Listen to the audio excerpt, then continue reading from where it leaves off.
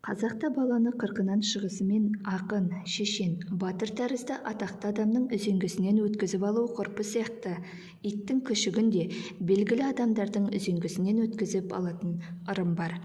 Бала мен күшікті үзеңгіден өткізу ғұрпы біздің заманымыздан бұрынғы 2 ғасырларда көшпенділердің үзеңгіні ойлап тауып, салт аттылық мәдениетті жоғары сатыға көтеріп, қаһарлы күшке айналдырған дәуірден бастау алады, дейді зерттеуші Тоқтабаев. Адамзат тарихында садақ пен жақ, дөңгелек сияқты айтулы бетбұрыс жасаған үзеңгіні қаттылық пен беріктіктің, алысқа жорту мен шабуылдың тиянағы дегеннен осы ырым туған дейді. Иттің бағзы замандардағы тотем бабаға айналғандығының белгісі ит-жейде салтынан байқаймыз. Ол тек қазақта ғана емес, көптеген түркі халықтарына ортақ салт. Қазақ, қырғыз, өзбек және татарларда сақталып қалған ит-жейде, ит-көйлек, ет-күлмәк ғұрпының мәні ортақ. Оны нәресте туғанда кигізеді. Ит-көйлекті көп жасаған адамның киімінің қалдығынан жеңі мен бойын тұтас пішіп, жағасын ойып, шетін бүкпей, екі жанын тіккен жас баланың нәзік етіне батпауы үшін тігісті сыртына қарата тепшіп тігеді. Сәби қырқына толысымен ит-көйлегін шешіп, оны әртүрлі қант, кәмпит, өрік, мейіз сияқты тәттілерге толтырып, иттің мойнына байлап қоя берген. Балалар итті қуып, тәттілерді алып мәз-мейрам болады. Ит-жейдені иесіне әкеліп тапсырады. Бұл ғұрып ит қуу деп аталады.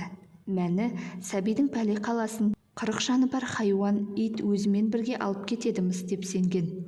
Ал керісінше, балаға иттің жүйрік, ақылы озық алғыр қасиеттері дариды. Сәби күшікше бауырын тез көтеріп, тәні сау, жаны берік, ит жанды деп ырымдайды. Баланың ит-көйлегін сақтап, жолға, сапарға шыққанда өзімен бірге алып жүрсе, пәле жаладан сақтап, жолын ашады. Баланың періштесі қағып, аман апарып, есен әкеледі сапардан, деп сенген.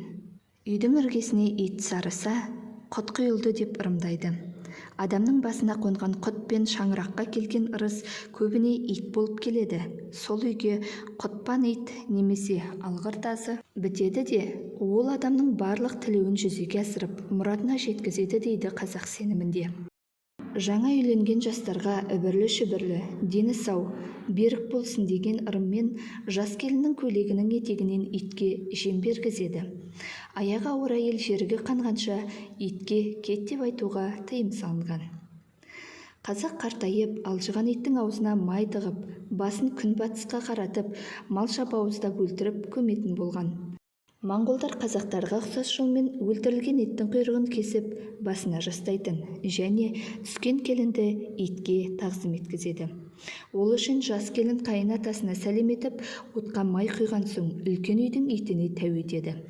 Үйге ит енгізіледі де, келін етегіне салып ет беріп, сүт жалатып арнайы тілек айтады. Қазақта бұған ұқсас салт ұрын барған күйеуге ит ырылдатар салты. Қалыңдыққа келе жатқан күйеу үйге таянғанда алдынан шыққан бір әйел жүресінен отыра қап ит боп ырылдап кәде алады.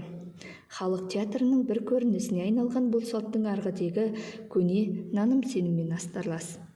Иттің етін жайшылықта басқа халықтардағыдай жемегенімен, зәрушілікте өкпе құртына, көз шымылдықтанып, бас айналғанға, жазылмайтын жараларға қарсы ем, дәрі ретінде қолданады. Іште өлген баланы түсіруге иттің ені мен шыбығын қатар қолданған жағдайлар ел арасында ұшырасқан екен. Бұл дом шығыстық көрші жұрттардан ауысқан болуы ықтимал.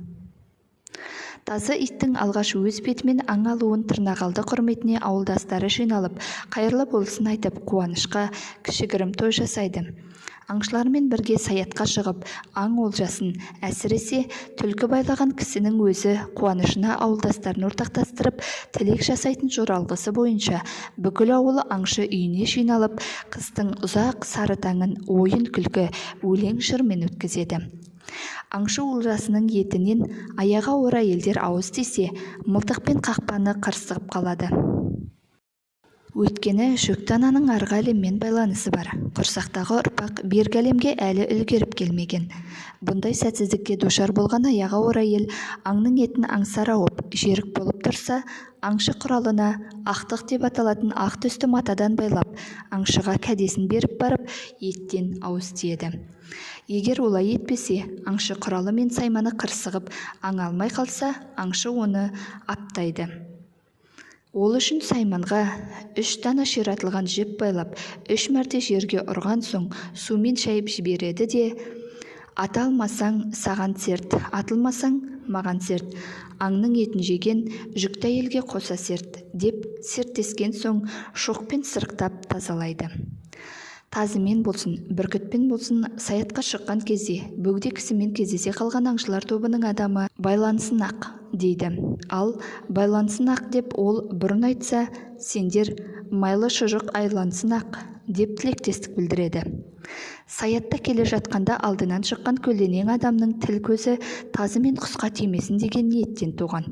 Сондықтан да аңшы басқа сөзбен емес, байлансын ақ деп айқай салып амандасып, қаскөй рухтарды осы құдіретті сөзбен матап, аңды да буып, шырмап тастауды ойласа керек.